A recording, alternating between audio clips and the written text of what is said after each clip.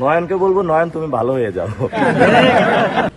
আমি আমার বাসা ঢাকা 8-এর মধ্যেই, এবং নয়নের যে বাসাটা এটা কিন্তু সার্কিট হাউস রোডে, এবং সেই জায়গায় কিভাবে বাসাটা নিয়েছে, কিভাবে থাকে, ওইখানে কিন্তু বেনজির ছিল না, ওইখানেও তার লিঙ্কিং আছে। কিন্তু তো আমরা এই নয়নকে নিয়ে এখন আলোচনা করে সময় নষ্ট করবো না। ওর যা মন চাও করুক, ও যত কথা বলবে মির্জা আব্বাসের ভোট আরো তত কমবে।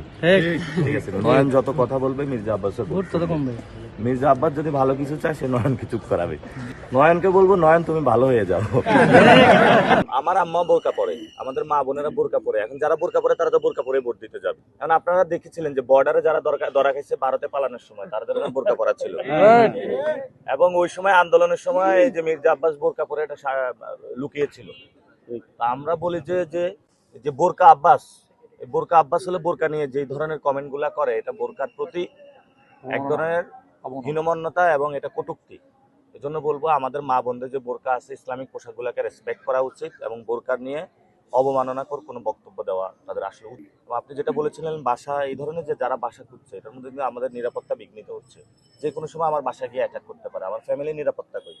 আমি প্রশাসনকে বলবো, এবং আইন শৃঙ্খলা বাহিনী যারা রয়েছেন, ইলেকশন কমিশন রয়েছেন, যে আমার নিরাপত্তা নিশ্চিত করার জন্য, আমার বাসা নিরাপত্তা নিশ্চিত করার জন্য, আমার ফ্যামিলি নিরাপত্তা নিশ্চিত করার জন্য। আমাদের এই বিজয় ৭১-এর হলের কিন্তু সামনে ছাত্রলীগের সাথে মারামারি হয়েছিল, এবং গেট ভেঙে পোলাপাইন বের হয়ে আসছিল। ওই দিনেই কিন্তু মূল ফাইটিংটা শুরু হয় ছাত্রলীগের বিরুদ্ধে, এই হলের মধ্য থেকেই। এবং এটা সত্যিকার আসলে বিজয় ওই সময় থেকে শুরু হয়েছিল। ঢাকা বিশ্ববিদ্যালয় গণ অভ্যুত্থান থেকে শুরু হয়েছিল। ঢাকা বিশ্ববিদ্যালয়ের ছাত্র সমাজ আবার নামবে, ফেসিবাদ মুক্ত এবং আধিপত্যবাদ মুক্ত একটি দেশ গড়বে। এবং যারা নতুন করে এই যে যুব দল, ছাত্র দলের যারা সন্ত্রাসী রয়েছে, তাদের যে উৎপাত বেড়েছে, এটা ঢাকা বিশ্ববিদ্যালয়ে ছাত্ররা ইনশাল্লাহ বাংলাদেশে বন্ধ করবে। আর আরেকজন আছে না, বাংলাদেশে এসেছে, এই যে কাগজে বাঘ, বেলুন ফুস করে ফুটা হয়ে যাবে, নাম জানেন আপনারা? এই আপনি তো দুষ্ট আছেন, তারেক রহমান। ওনারা ভয় পাওয়ার কোনো কারণ নাই। উনি যেখানে মেডিকেল আছে ওইখানে মেডিকেল বানাইতে চায়, যে জায়গায় লিচু নাই ওই জায়গায় লিচু চাষ করতে চায়, যে জায়গায় আম নাই ওই জায়গায় আম চাষ করতে চায়, যেখানে ইপিজেড আছে ওইখানে ইপিজেড বানাইতে চায়।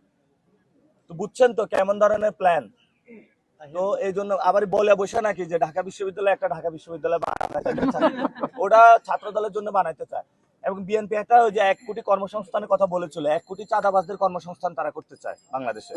আমরা চাঁদাবাজদের কোনো কর্মসংস্থান করতে দিব না ইনশাআল্লাহ। ভাই একটা সন্ত্রাসী যদি আপনাকে, একটা চাঁদাবাজ, ও তো হারাম টাকা, আমি ওটা খাইলে তো সমস্যা হবে আমার। আমি হারাম কোনো খাই না। এই বিরানে ওনার যদি হালাল ইনকাম থাকে সেটা সোর্স বের করুন। আরেকটা বিষয় হলো, মির্জা আব্বাস কিন্তু বড় দুর্নীতিবাজ। আপনারা জানেন যে ওনার মামলা কয়টা? তাকে 5ই আগস্টের পরে 2টা মামলা রিলিজ দেওয়া হয়েছে, এবং এই ফ্ল্যাট জালিয়াতির মামলা রাজুকে, এবং তার অনেকগুলো মামলা চলমান আছে।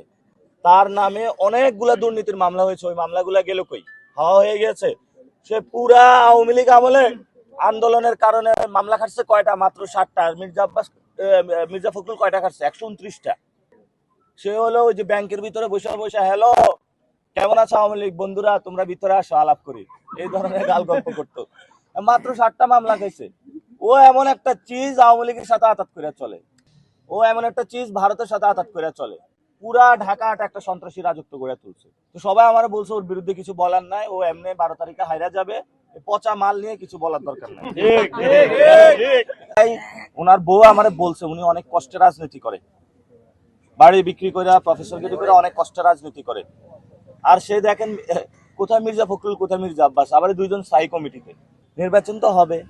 এই যে আমাদের ইনকিলাব মঞ্চের উপরে হামলা হয়েছে নির্বাচন বানচাল করার জন্য, এবং আরো অনেক জায়গায় ষড়যন্ত্র তারা করতেছে।